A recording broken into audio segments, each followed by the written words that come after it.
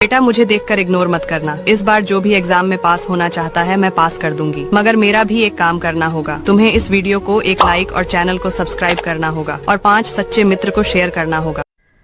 क्यों नहीं हो पा रहा है हमारे हृदय में राधा प्रकाश, मतलब परम आनंद? क्योंकि हमारे शरीर की, हमारे अंतःकरण की, हमारे स्वभाव की एक एक वृत्ति भोगों में अभी तक लगी रही है। बहुत ध्यान से सुनने योग्य है। समस्त संसार के प्राणी जितने भी हैं उन सब में भोग प्रधानता है।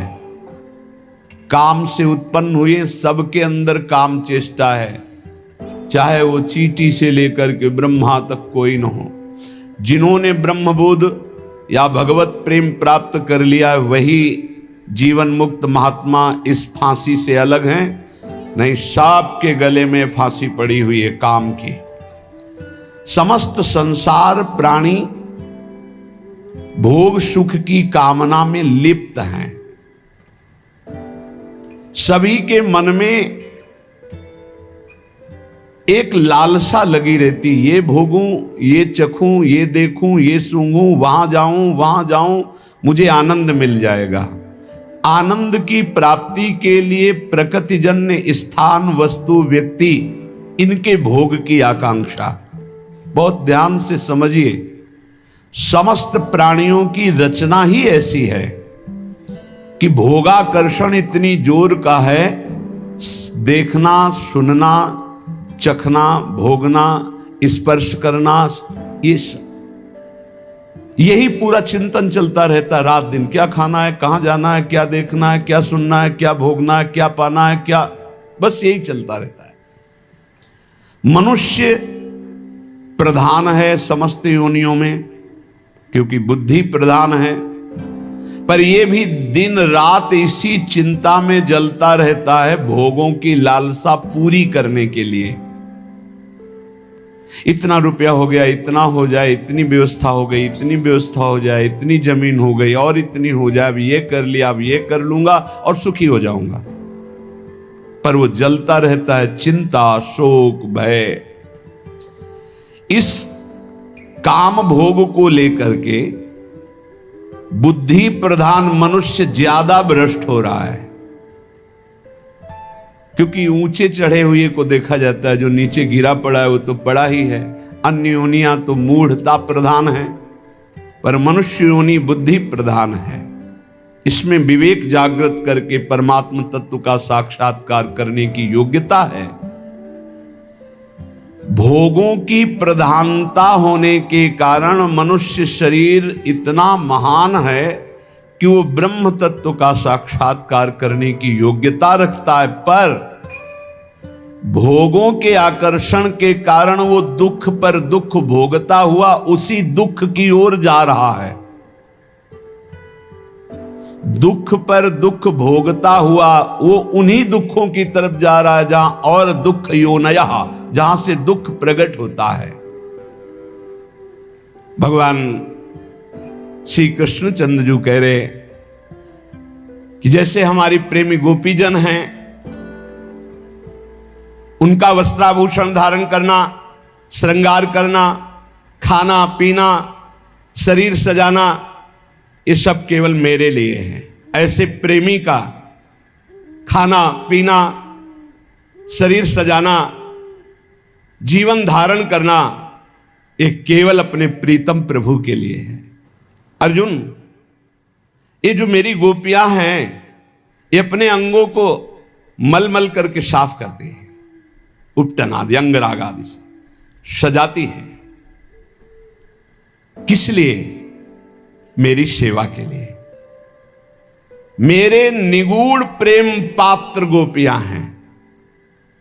तो प्रेमी अपने देह की रक्षा करता है, वो ये मान के नहीं कि मेरी है, नहीं, ये प्रभु की धरोहर है, प्रभु की सेवा पात्र है।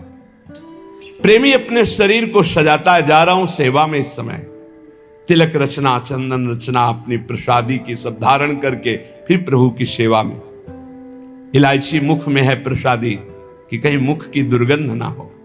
इत्र शरीर में प्रसादी छिड़का हुआ, सज धज करके प्रभु की सेवा में जा रहा है। श्रृंगार सज्जा पहले अपनी, फिर श्री जी की। प्रसादी से अपने को सजाकर पावन होकर इष्ट देव के सुख में जीवन, इष्ट देव को समर्पित प्राण, इष्ट देव की निष्ठा, यही प्रेमामृत का पान कराती है। ये हमने एक उस प्रेम का इशारा किया जो वृषभानु दुलारी श्री लाडली जी के चरणों की आराधना से प्रकट होता है। आधाय मूर्धन यदा पुरदार गोप्या।